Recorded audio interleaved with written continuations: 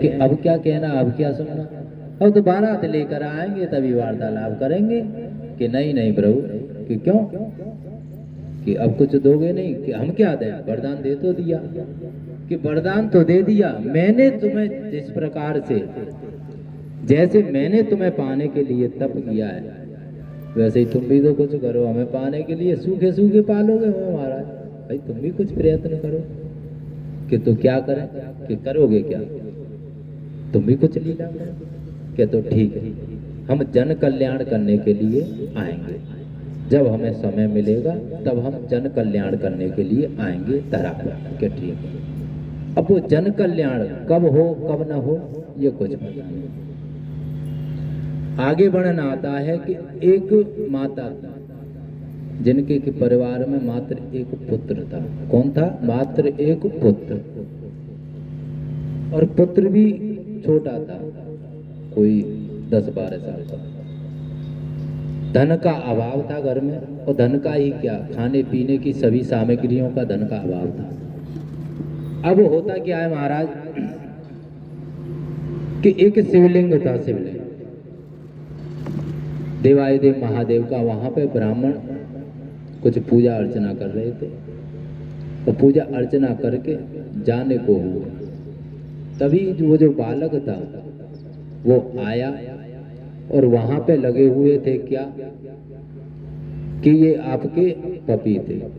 तो उसने विचार किया कि इस पेड़ पे हम चढ़ तो पाएंगे नहीं, इसलिए उसने क्या किया महाराज कि वो पपीता प्राप्त करने के लिए, तोड़ने के लिए, उसे ज्ञान तो कुछ था नहीं, वो शिवलिंग पे चढ़ गया, और शिवलिंग पे कहाँ चढ़ गया, जलाधारी पे, जलाधारी पे चढ़ के वो तोड़ने लगा।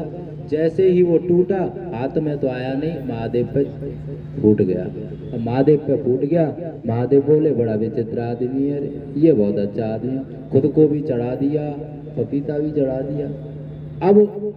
अब वो नीचे आया, नीचे उतर के वो उसे समेटने को हुआ, उधर ब्राह्मणों ने देख लिया, ब्राह्मण उससे अब शब्द कहने लगे, दुष्ट बालक है तू, ऐसा बालक है, और न जाने क्या।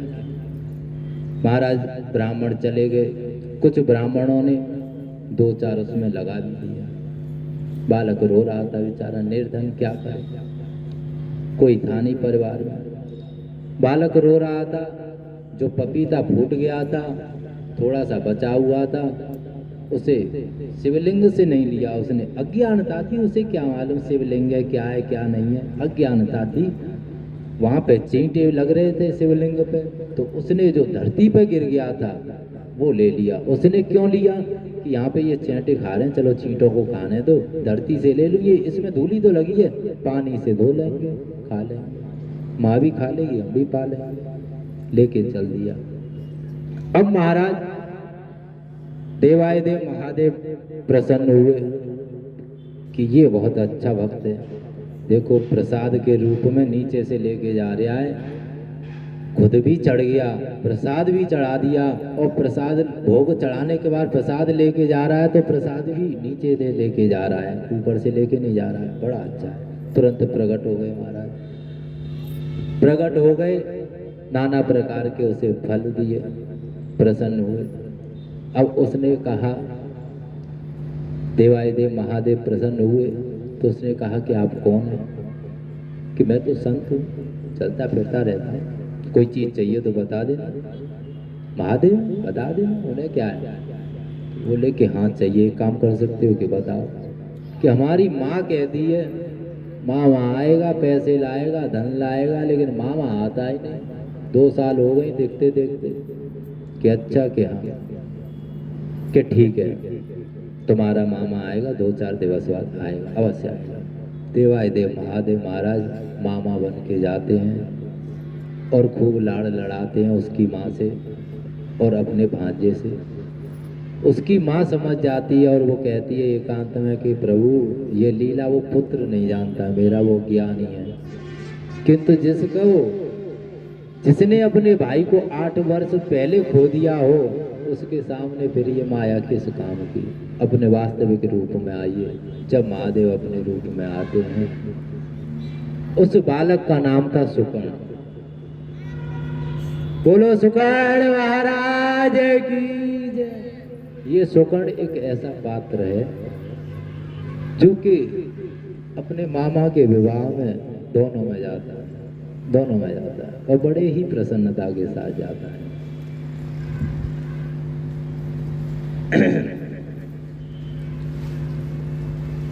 कथाएं बहुत हैं। देखो, ये तो हमारा और आपका सभी का दुर्भाग्य है, और जिसने भी ये समय बनाया है ना कि कथा 3 घंटे 4 घंटे होनी चाहिए, हमें लगता है वो, अब क्या कहें, उसके बारे में कहना नहीं चाहिए, लेकिन काम जरूरी है सभी।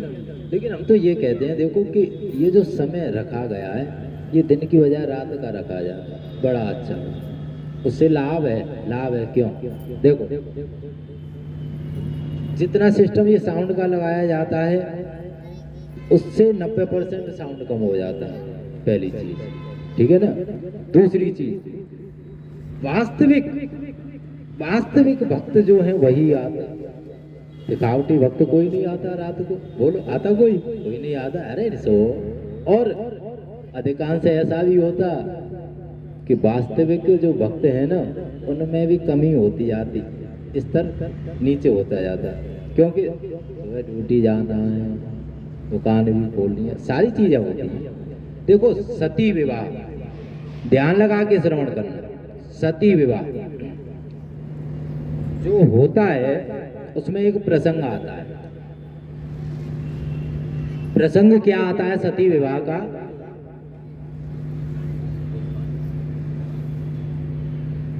सती विवाह जी का प्रसंग क्या आता है कि कुछ लोग कहते हैं कि सती माता पर दक्ष प्रजापति मोहित हो गए। दक्ष प्रजापति मोहित हो गए। शिव पुराण में आता है, देवी भागवत में भी आता है, और न जाने अन्य कई शास्त्रों में वर्णन है इसका। किंतु सत्यता, हम ये नहीं कह रहे कि ये असत्य, सत्य है, लेकिन इसका कारण है, वो प्रभाव था। जैसे पुण्य कर्म जो होते हैं उनका प्रभाव होता है, उसी प्रकार से जो पाप कर्म होते हैं उनका भी प्रभाव होता है। ये तो हुए कर्म। एक वस्तु होती है, वस्तुओं का भी प्रभाव होता है। तो यहाँ जो प्रभाव है वो एक माला का प्रभाव था। ये जो मोहित हुए, आसक्त हुए थे अपनी ही पुत्री पर, सती पर, वो प्रभाव था पुष्पों का, उसकी खुशबू का, उसकी सुगंध का। उसी के कारण ये सब कार्य हुए थे। और ये हुए क्यों थे, ये किस प्रसंग में आते हैं? ये प्रसंग में आते हैं आपके, ये कारण है किस चीज के? सती के भस्म होने के। सती माता जो भस्म हुई थी, उन कारणों में से ये एक कारण है। वैसे कई कारण हैं। जैसे कुछ लोग कहते हैं कि राम जी के जन्म का कारण क्या है, तो उसका एक कारण थोड़ी है, कई कारण है उसके। होता एक ही है कि सती जी ने अपने प्राण त्यागे, ये सत्य है। लेकिन कारण देखो तो कारण तो फिर अनेकों कारणों पे हम कभी नहीं पहुंच सकते, आप और हम।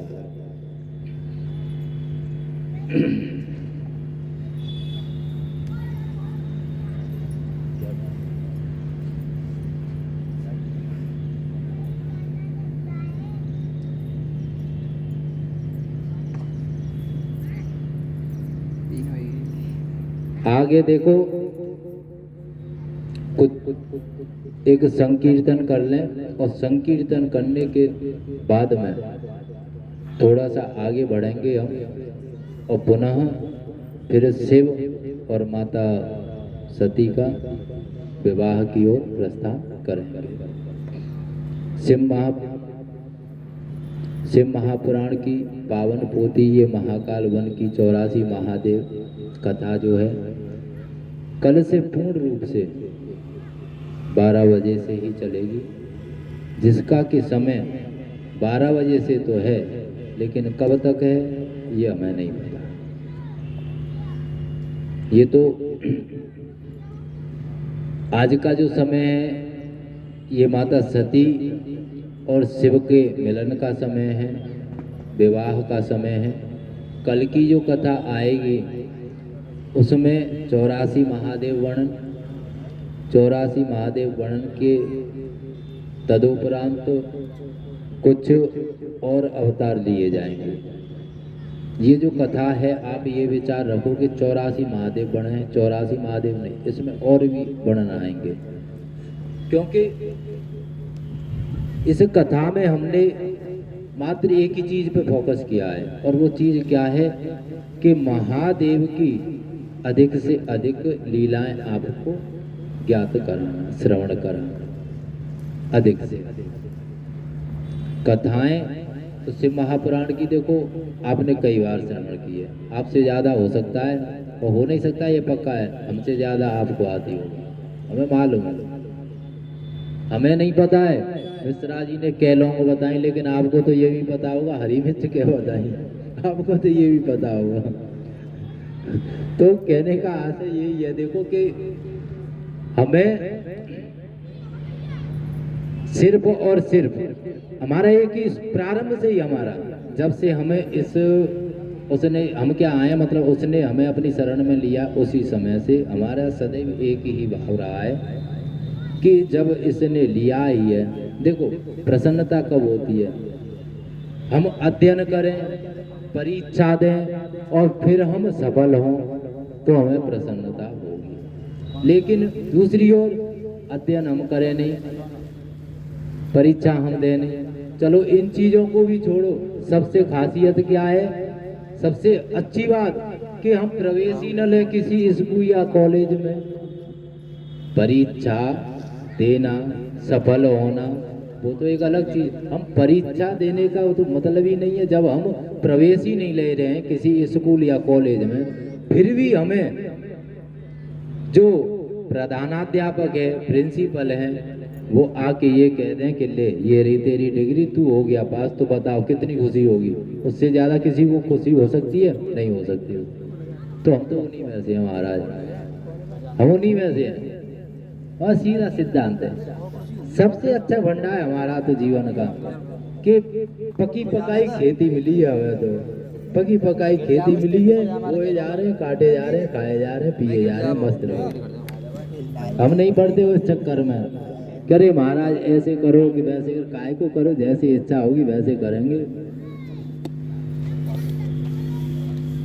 कुछ लोगों का देखो विचार करके, सदैव किसी से भी कोई वार्तालाप करो विचार करके करो,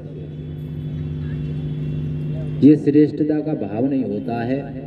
वो ठीक है, आप किसी से कह रहे हो, कुछ भी कह रहे हो, अपने तक सीमित रखो। यदि आपके हृदय में किसी के प्रति कोई वार्तालाप है तो कहना नहीं चाहिए, लेकिन आज हम इस चीज को क्लियर कर दें, क्योंकि किसी ने हमसे कुछ कहा था तो इसलिए हम उसे आज क्लियर कर रहे हैं इस व्यासपीठ से कि देखो हमने किसी से 1 रुपया लिया नहीं, ये जो प्रोग्राम हो रहा है किसी से 1 रुपया नहीं लिया, किसी से हमने मांगा नहीं, किसी ने हमें दिया नहीं, किसी ने हमसे बेचारे ने ये नहीं कहा कि महाराज आप इस कार्य को न करो, और किसी ने हमसे ये भी नहीं कहा है आकर के कि महाराज तुम इस कार्य को करो।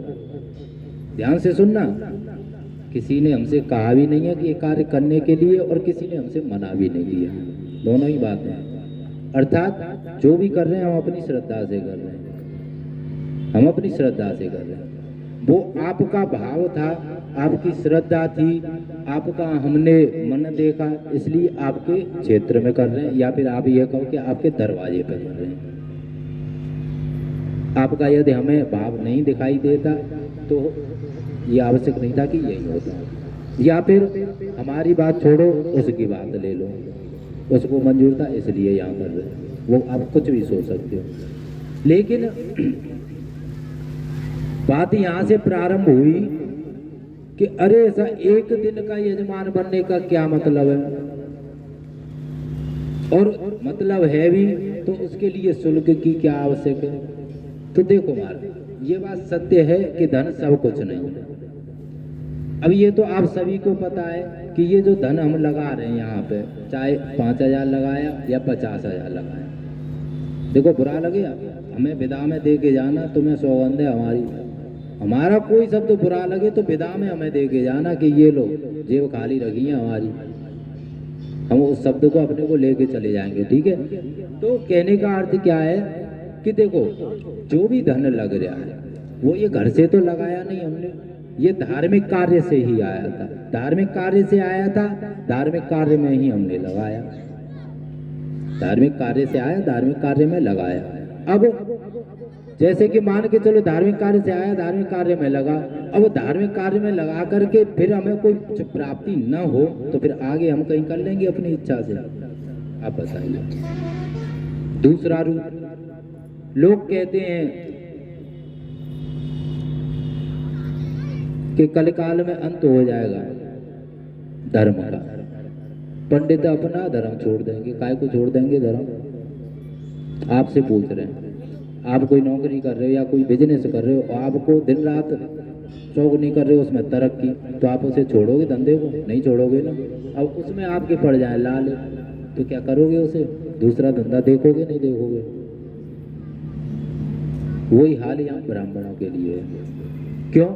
क्योंकि ब्राह्मणों को देखो आगे वर्णन आएगा, महादेव की कथा में वर्णन आएगा, महादेव स्वयं वर्णित करेंगे कि दक्षिणा क्यों आवश्यक है, महादेव खुद कहेंगे। तो उसमें क्या है देखो कि जब हमारा गृहस्थी न चले तो उस कार्य को करने से लाभ क्या, और जब ब्राह्मणी कर्म को छोड़ देंगे तो फिर तो जाहिर सी बात है कि धर्म की हानि होगी, तो आना ही पड़ेगा। लेकिन ऐसा नहीं है, ब्राह्मण अपनी इच्छा से नहीं। क्यों नहीं? क्योंकि जब एक की आशा है और मिले 10, हम ये नहीं कह रहे हैं कि आप हमें 10 दो, मतलब एक बात की बात कह रहे हैं। देखो बुरा मत मानना, जो सत्य है, वास्तविकता है, उससे उस पर चर्चा चल रही है। ये उस पर लेने देने पर चर्चा नहीं चल रही है, ये वास्तविकता पर चर्चा चल रही है, जो कि सभी आचार्य ब्राह्मण जन कहते हैं कि आने वाले कलिकाल में धर्म बिल्कुल समाप्त हो जाएगा। इस तरह से धर्म समाप्त हो जाएगा, उसका कारण यही है। अच्छा देखो, मानसिकता देखो, और यदि हम गलत कह रहे हैं तो आप अब हमें बताना, विचार करके ध्यान से सुनो। हम फल लेने जाते हैं बाजार में, ठीक है, फल लेके आते हैं तो फल को देखते हैं, पलट पलट के देखते हैं, 50 रुपए दर्जन या 100 रुपए दर्जन दे रहा है, 10-5 रुपए कम करा लेते हैं, प्रसन्न हो जाते हैं। ऐसा ही होता है। तो अब हमारे हृदय में भाव क्या है कि 50 की जगह पे 30 रुपए दिए और बदले में उसने हमें क्या दिया? केला, आम, संतरा, अंगूर, जो भी फल हो, मतलब हम कुछ लेके आए, यही तो होता है।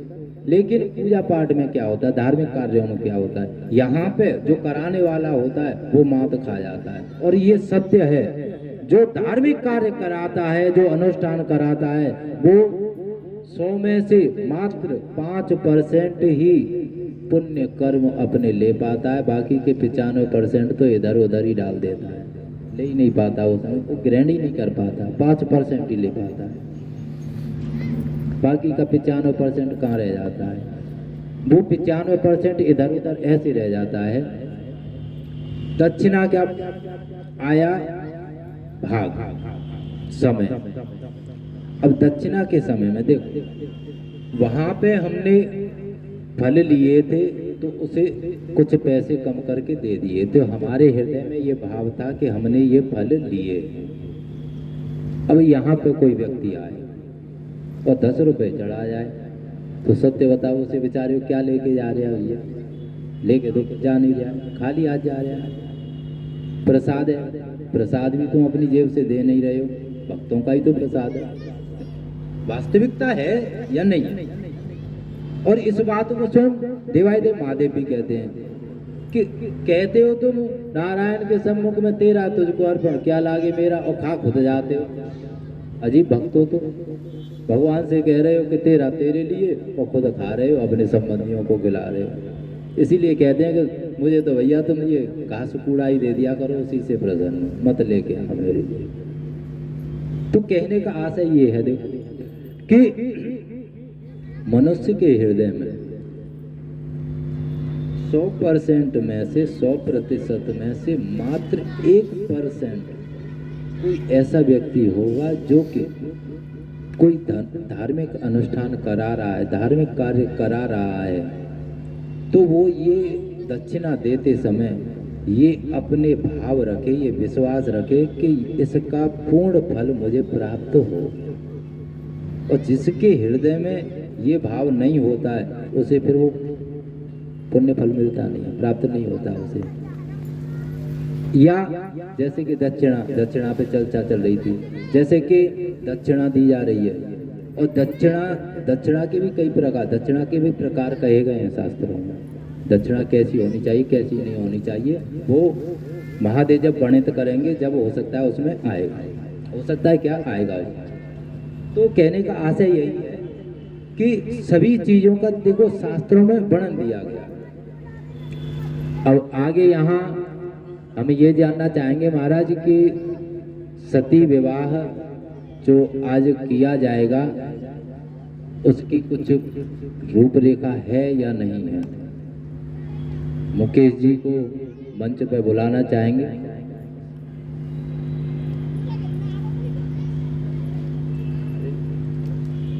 मुकेश